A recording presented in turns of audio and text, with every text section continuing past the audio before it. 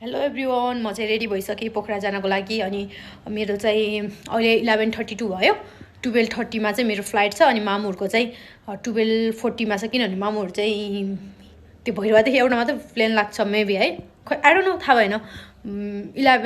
12:40को मात्रै छ उहाँहरूको चाहिँ। हिजो पनि त्यही थियो, अनि त्यही भएर हिजो नभ्याएर अनि आज लुम्बिनी घुमेर घरबाट हिजै हिँड्नुभएको लुम्बिनी घुमेर। अनि आज चाहिँ मामुहरू चाहिँ के गर्नुहुन्छ भने चाहिँ भैरवादेखि पोखरा जानुहुन्छ, म चाहिँ काठमाडौँदेखि पोखरा जान्छु फ्लाइटमा। उहाँहरू पनि फ्लाइटमा। उहाँको मामुहरूको चाहिँ 12:40को छ, मेरो चाहिँ 12:30को छ। अनि हामी पोखरा एयरपोर्टमा भेट हुन्छौँ। अनि त्यसपछि के हुन्छ कस्तो हुन्छ हामी कहाँ कहाँ घुम्छ हामी देखाउनेवाला छौँ। लेट्स सी के हुन्छ। By by.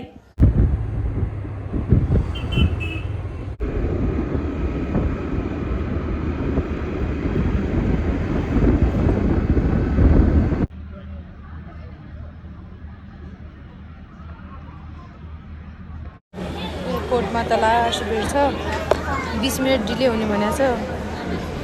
This is my road ticket.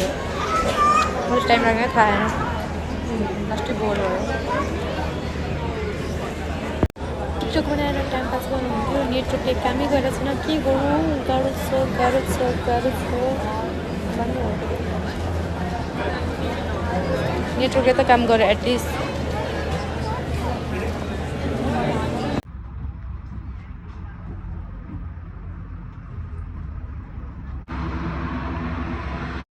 मलाई त यस्तो सिधो पर्दैन अगाडि कस्तो राम्रो एजेन्सी मान्छे पनि राम्रो, सिट पनि राम्रो पर्छ।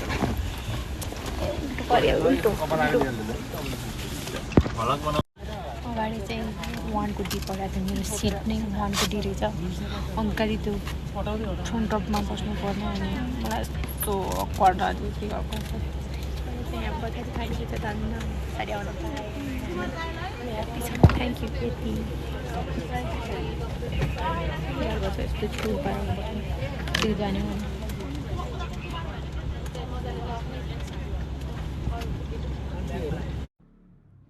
मलाई चाहिँ होइन त्यो फर्स्टनिरको के फर्स्ट फ्रन्ट टपमा अगाडिको मलाई सिट परेको थियो होइन। मलाई यति धेरै अकवर्ड लाग्थ्यो त्यतिखेर। कहाँ जाम के गरौँ भयो क्या। म त्यही पनि सकि नसकी भिडियोहरू बनाइरहेको थिएँ मेमोरी हुन्छ भनेर। अनि एउटा दाइले चाहिँ भ्लग बनाउनु लाग्यो क्या भन्नुभएको थियो।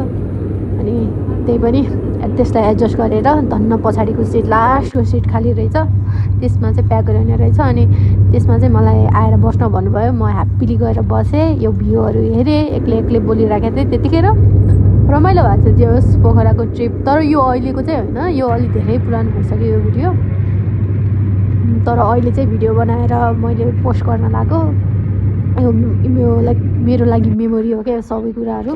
मैले त्यतिखेर पोखरा जाँदाखेरि सबै क्रिएट गरेको भिडियोहरू अहिलेलाई हेर्न कस्तो मेमोरी भइरहेको छ क्या। कस्तो मजा लागिरहेको छ मलाई हेर्नलाई। अनि अब राख्ने कहाँ, अब मेमोरी फुल भइसक्यो। अनि त्यही भएर अहिले चाहिँ भिडियो बनाएर बल्ल युट्युबमा पोस्ट गर्न लाग्यो। त्यसपछि बल्ल म मोबाइलको फोनको सबै डिलिट गरिदिन्छु।